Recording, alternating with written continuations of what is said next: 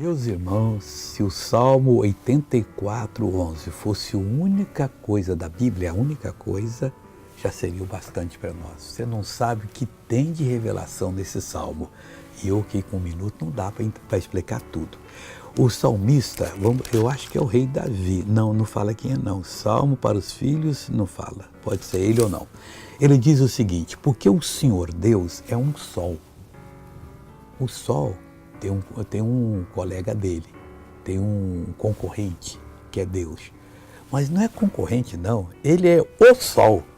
Quer dizer, não tem nem culpa. Esse sol aqui é uma coisinha assim, é uma verruga num corpo de 200 metros. Uma verruga bem pequenininha, em comparação com Deus. Quer dizer, Deus é um sol.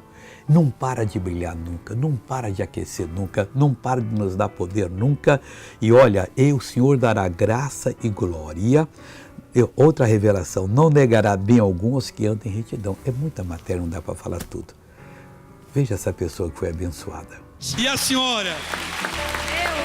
Eu fui ao médico com uma dor aqui no pé. Canhar. Ele disse que era o tal esporão, né?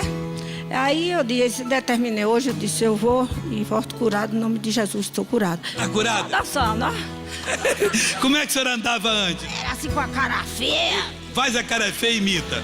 Faz a cara feia que eu não tenho medo não, imita. Que é isso, meu Deus, que eu tô assim, vim pra cá da Bahia. Levanta a cabeça, agora anda normal. Ei, glória a Deus.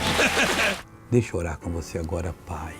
Muito obrigado por ser um sol, o sol da minha vida, que me ilumina, que me aquece, que me protege, que me dá energia. Oh, meu Deus, o Senhor dará graça, o Senhor dará glória, o Senhor dará tudo para aqueles que andam retamente, que te amam. Eu abençoo essa pessoa que está orando agora e digo, seja abençoada em nome de Jesus Cristo, o nosso sol. Sai todo mal em nome do Senhor.